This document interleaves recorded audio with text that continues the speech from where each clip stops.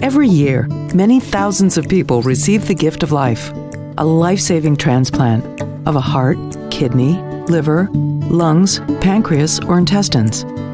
And thousands more people receive corneas and other tissues that restore sight and health. Transplantation is one of the great medical advances of our time. How does it work? It all starts when someone's organ begins to fail, and that person will need a transplant to survive. A thorough evaluation is conducted at a transplant center, and if the person's a good candidate for a transplant, he or she will be put on the National Transplant Waiting List. Once a person is on the list, the wait for an organ begins. A national system matches people on the waiting list with donors.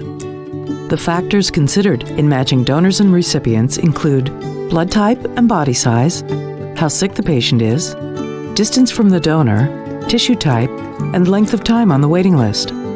What doesn't get taken into account? Organs are never matched based on race or gender. Income, celebrity, and social status are also never considered in matching donor organs to waiting patients. There's no telling how long the wait will take. In fact, some people don't receive an organ in time because the waiting list is very long and there aren't enough donors available.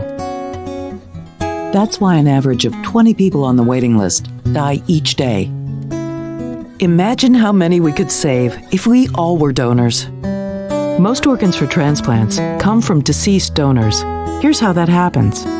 A person comes to the hospital with a life-threatening brain injury, such as from an accident, a stroke, or lack of oxygen. The doctors work hard to save the patient's life, but sometimes nothing can be done. There's a complete, irreversible loss of brain function. The patient is clinically and legally dead. That's when being a donor can turn a time of loss into a time of hope. Because machines have kept blood containing oxygen flowing to the organs, they can be passed along. One person can give life to as many as 8 people through organ donation and enhance the lives of 50 people or more through eye and tissue donation. But now, minutes matter. Matches must be found, and transplants must happen quickly. The hospital contacts an organ procurement organization, an OPO. OPOs manage the organ recovery process. The OPO checks the state organ donor registry.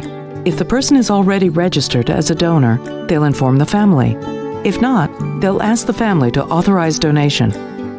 A medical examination takes place. They check the medical and social history, and if the person is eligible to be an organ donor, the computer begins the search on the national waiting list for well-matched patients.